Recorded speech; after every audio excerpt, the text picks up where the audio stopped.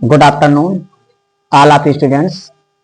जैसे कि मैं पहले थोड़ा सा बता दूं, चिता और चिंतन ये दोनों में धरती आसमान का अंतर है। ठीक, तो आपको ठीक है, चिता जैसे होती अलग चीज और चिंता अलग चीज, तो चिता और चिंता में भी धरती आसमान का अंतर है। ठीक है, तो चिंता और चिंतन दोनों अलग चीज और चिता अलग चीज है। तो कहते हैं कि चिता और चिंता में फर्क क्या है फर्क। कहा गया है कि चिंता जो है चिता से बढ़ के है। क्यों है? क्योंकि चिता तो मुर्दे को जलाती है और चिंता जिंदे को जलाती है। तो जिंदगी में आपको चिंता नहीं करना बल्कि चिंतन जरूर करना। चिंतन का मतलब तो मनन करना, भविष्य को लेकर के सोचना। आज चिंतन से जितनी टेक्नोलॉजी तुम्हें दिख रही है ना, कैसे आवश्यकता ही आविष्कार की जननी, जैसे जैसे आवश्यकता पड़ी उसने चिंतन किया, मनन किया कि आगे से कैसे खोजा जा सकता है, कैसे कर। उसने टेंशन नहीं लिया, नहीं पहले समाप्त हो जाता खोज करने के। ठीक है, तो इसी प्रकार की कहानी में सुनाता है फकीर था। कौन सा फकीर? क्या था बेटा? फकीर। फकीर क्या होते हैं? टेंशन फ्री होते हैं। थकर चंद गिरधारी, न लोटा न थारी। ठीक है, जहां पाओ खा लिया, जहां पाओ लौट गए, जहां पाओ जाग गए, जहां पाओ चल लिया। ठीक है, कहते नहीं कि बहता पानी चलता जोगी, ये दोनों एक जैसे कैटेगरी के होते हैं। तो फकीर आदमी मदमस्त मौला आदमी होता है, न उसे सोने की खड़का, न जागने की खड़का, न खाने की खड़का। ठीक है, न पीने, जहां पाए जहां। ठीक, सो गए, खा लिया, चल दिया। एक बार हुआ क्या कि एक राजा अपने मदमस्त हाथी पे बैठकर चल रहा था। रास्ते रास्ते हुआ क्या कि वहां पे जैसे ही आया फकीर के पास, तो हाथी मस्ती में था, तुरंत उसने अपना सूंड मारा और उसके हाथ में एक कटोरा था। किसके? फकीर के। तो कटोरा क्या होता है? उसमें पड़ा भोजन बिखर जाता है। फकीर को गुस्सा आ गया, उसने हाथी के पीछे से क्या पकड़ ली? पूंछ। हुआ क्या कि जैसे उसने पूंछ पकड़ ली कि हाथी 1 इंच भी आगे नहीं बढ़ पा रहा था। राजा बड़ा हैरान, हाथी को हो क्या गया। जैसे उसने पीछे मुड़कर देखा तो फकीर बिल्कुल जोरों से उसकी पूंछ को पकड़े थे। उसने कहा यार मान गए, ये फकीर गलियों का रहने वाला, हाथी से भी ज्यादा। अरे इसने, जैसे आपने सुना होगा कि दुर्योधन के 1000 हाथी का बल था और भीम के 10,000 हाथी का बल था। ये फकीर जो सड़कों में रहने वाला, ये हाथी पकड़ लिए 1 इंच नहीं जा रहा, इसकी इतनी ताकत। उसने सोचा इसकी जगह सड़कों पे नहीं मेरे महल में होनी चाहिए। यह सोच करके वह नीचे उतरा और उतर करके उस फकीर को प्रणाम किया और कहा फकीर जी आप हमारे महलों में चलिए, ये यहाँ आपका स्थान। उसने कहा ठीक है, रहेंगे, खाएंगे, बढ़िया मस्त रहेंगे। लेकिन जैसे उसे ले गए तो उसको एक काम बता दिया टेंशन वाला। अब काम क्या बता दिया कि अब तुम्हें सुबह 4 बजे जगना है, जग करके बढ़िया झाड़ू पोछा लगा के इस मंदिर में, ठीक है, पूजा पाठ करना है, दियाली जलाना है। इतना काम तुम्हें करना, इसके बाद तुम फ्री। उसने कहा ठीक है। 56 प्रकार के भोजन मिलता, वो यही काम करता, सुबह 4 बजे जागता, खड़का लगी रहती, जाग करके काम करता। फिर आपने कहा ठीक है, फिर पड़ा रहता। एक दिन एक कहीं का दूसरा राजा आया, दूसरे राज्य का, और इस राजा की कहीं भेंट हुई। तो दोनों ने अपने अपनी सेना का व्याख्यान करने लगे कि हमारे सैनिक इतने पावरफुल है, हमारे सैनिक इतने पावरफुल है। धीरे धीरे बात काफी बढ़ गई। उसने कहा बस तुम्हारे यहाँ सैनिक ही पावरफुल है, शक्तिवान, हमारे यहाँ पे एक फकीर भी पकड़ ले हाथी को तो 1 इंच नहीं जाएगा। उसने कहा वाह, ऐसे फकीर को तो हम देखना चाहेंगे। उसने कहा अवश्य उस फकीर को बुलाओ, अगर ऐसा हुआ तो हम मान जाएगा, अपना साला राज्य भी छोड़ देंगे, करे तो ऐसा काम।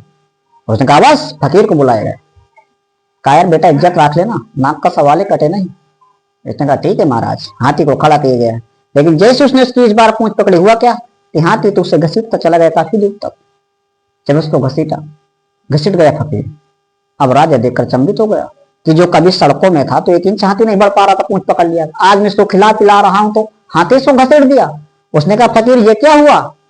फकीर जोर से हंसा। क्या कहा उसने कि मेरी ताकत कहाँ गई वो ताकत? उसने कहा मेरी ताकत को टेंशन खा गई। कौन खा गया? चिंता खा गई। उसने कहा कैसे? उसने कहा ऐसे कि पहले जब मैं फकीर था तो ना जागने की चिंता, ना सोने की चिंता, ना खाने की चिंता, न टहलने की, जहां पाओ सो जाओ, जहां पाओ खा लो, जहां पाओ पढ़ लो, जहां पाओ चल दो। लेकिन जैसे ही तुम्हारे महल में आया तो ऐसा मुझे एक बिडंगा काम बता दिया। बिडंगा की सुबह जगना है, अब तुम्हें 4 बजे दियाली जलाना है, साफ सफाई करना है, काबीसाला में निश्चिंत सो होकर सोने वाला। अब मेरे अंदर खड़का रहती है 4 बजे जाते दियाली जलाओ, क्या करेगा? इस वजह से मैं उसमें घूमता रहा, पिसता रहा और मेरी ताकत खोखली हो गई चिंता से। तो बड़े बड़े अमीर लोगों को देखा होगा कि कई रोगों से ग्रसित रहते हैं, शुगर के मरीज, हार्ट अटैक, ब्लड प्रेशर, ये सब मिलेंगे आपको। ये क्यों ऐसा होता है? क्योंकि वो जो ज्यादा टेंशन लेते हैं। और एक ज्यादा देखा होगा जो सिंपल आदमी होता है, जो चिंता नहीं करता जीवन में, वो रोगग्रस्त कम होता है। तो पहला सुख होता है निरोगी काया, लेकिन उसके लिए टेंशन फ्री। तो आप टेंशन ना करें, चिंतन जरूर करें। और चिंतन का मतलब तब मनन, भविष्य को लेकर के। यार आज पढ़ लेंगे तो कल काम देगा, थोड़ा सा ये कर लिया ना करके फालतू का समय आते हो वेस्ट करें, तो उसको पढ़ाई में लगा ले। आपको विचार करना है, चिंतन, ना कि जाग जाकर रात दिन की नींद चढ़ जाए फिर पढ़ाई करो पेपर आ, ऐसा नहीं करना। नहीं, बीमार ऊपर से हो जाओगे, पढ़ाई धरी का धरी रह जाएगी। ठीक, तो समझ आई। चलिए आज के लिए इतना ही, अब चलते हैं अपने टॉपिक चैप्टर 1 केमिकल रिएक्शन, रासायनिक अभिक्रियाएं, पार्ट 4। थोड़ी सी 2 समीकरण इसको समझ लीजिए। इसमें से एक आ रही है अभिक्रिया ऑक्सीकरण अभिक्रिया। कौन सी अभिक्रिया? ऑक्सीकरण। इसको समझते हैं। ऑक्सीकरण अभिक्रिया बहुत ध्यान से समझना इसको। एक रेडॉक्स अभिक्रिया थी बहुत इंपॉर्टेंट, इसके बाद वो समझ में आएगी जब आप समझ लेंगे ऑक्सीकरण अभिक्रिया को। ऑक्सीकरण अभिक्रिया, ठीक। ऑक्सीकरण अभिक्रिया क्या होती है, ध्यान से समझिए। ठीक, तो ऑक्सीकरण अभिक्रिया में क्या होता है कि जिसमें किसी परमाणु या अणु द्वारा इलेक्ट्रॉनों को, ठीक है, निकाला जाता है, निकलते हैं। ऐसी रिएक्शन जिसमें कोई अणु हो या परमाणु हो, उससे इलेक्ट्रॉन निकलते हैं। तो जब इलेक्ट्रॉन निकलते हैं तो होता है ऑक्सीकरण अभिक्रिया। और जब इलेक्ट्रॉन ग्रहण किए जाते हैं तो बनती है अपचयन अभिक्रिया। कौन सी अभिक्रिया? हाँ, ध्यान समझ ले। तो इसे बोलते हैं ऑक्सीडेशन रिएक्शन। क्या कहते हैं इसको इंग्लिश में? Oxidation reaction. इसको इंग्लिश में हम कहते हैं ऑक्सीडेशन रिएक्शन। कोई कहते कि ऑक्सीकरण अभिक्रिया क्या है, तो ऑक्सीडेशन रिएक्शन। इसमें क्या होता है कि कोई भी अणु हो या परमाणु हो जिससे इलेक्ट्रॉनों का त्याग किया जाता है, यानी जिससे इलेक्ट्रॉन निकलते हैं। अणु हो सकता है, परमाणु हो सकता है। जब उससे इलेक्ट्रॉन निकले तो उसे कौन सी अभिक्रिया कहते हैं? ऑक्सीकरण अभिक्रिया कहते हैं। इस अभिक्रिया का किसी पदार्थ से ऑक्सीजन का योग होता है। किसी भी पदार्थ से ऑक्सीजन क्या होता है? जुड़ता है, ठीक है। और हाइड्रोजन अलग होता है। ऑक्सीजन जुड़ती है, हाइड्रोजन अलग होता है। आइए एक ले लेते हैं, जैसे सोडियम। ये सोडियम है ना, अब इसकी वैलेंसी कितनी है? अगर मैं समझू आपसे सोडियम की वैलेंसी कितनी है, बताओ जरा। सोडियम की वैलेंसी कितनी? कुछ भी नहीं है अभी। ये सोडियम का प्रतीक है 0। अब ये पूरे पूरे इलेक्ट्रॉन लिए। ये कब होता है? जब ये किसी के साथ जुड़ता है तब इलेक्ट्रॉनों का त्याग करता है, ऐसे नहीं करता है। हाँ, अभी थोड़ा करेगा जब ये कंपाउंड बनाएगा जुड़ करके। अभी तो इसकी वैलेंसी क्या होगी? न लिया न दिया इलेक्ट्रॉन, ठीक। लेकिन अगर अपने से ये 2 इलेक्ट्रॉन क्या करे? निकाल दे। कितने इलेक्ट्रॉन? 2, लेकिन 2 ताजे नहीं। कितने त्यागेगा? 1 इलेक्ट्रॉन। अपने से अगर इसने 1 इलेक्ट्रॉन को त्याग कर दिया ऐसे, तो फिर क्या बना लेगा? ठीक, Na1+, ठीक। अगर निकाल देगा, लेकिन यहां से नहीं, इसको यहां से करके दिखाएंगे। 1 इलेक्ट्रॉन त्यागने के बाद तीर लगाएंगे और ऐसे, और Na, ठीक है, 1+। कब हुआ ये? कि जब इसने 1 इलेक्ट्रॉन को त्याग दिया। जब अपने से 1 इलेक्ट्रॉन को निकाला तो क्या बन गया? आपका Na+। अभी था Na, अब इसने क्या कर दिया? 1 इलेक्ट्रॉन को त्याग कर दिया, तो Na+ बना लिया, ठीक। आइए जैसे कार्बन ले लेते हैं। कार्बन की क्रिया अगर हम करा देते हैं O2 गैस से, क्या करा देते हैं? O2 गैस से, तो बताइए क्या बनेगा? CO2, कार्बन डाइऑक्साइड गैस बनती है। तो ऑक्सीजन का क्या हुआ? योग हुआ। कार्बन किससे जाके जुड़ा? ऑक्सीजन से जाके जुड़ा। तो जब ऑक्सीजन से जाके जुड़ेगा तो इलेक्ट्रॉन को त्यागेगा कि नहीं त्यागेगा? ठीक है, इलेक्ट्रॉन इससे निकलेंगे। कार्बन की वैलेंसी कितनी होती थी? ठीक, तो ऑक्सीजन इसने क्या किया? योग किया और बना दिया कार्बन डाइऑक्साइड गैस, और यही अभिक्रिया बन जाती ऑक्सीकरण अभिक्रिया। और इसी का जस्ट उल्टा होता है अपचयन अभिक्रिया। कौन सी अभिक्रिया? अपचयन अभिक्रिया। आइए उसको भी देख लेते हैं। अपचयन अभिक्रिया इसी का जस्ट उल्टा होता है, ठीक है। कोई पूछ दे कि बताइए अपचयन अभिक्रिया क्या है, तो ऑक्सीकरण हुई। अपचयन अभिक्रिया कौन सी अभिक्रिया बेटा?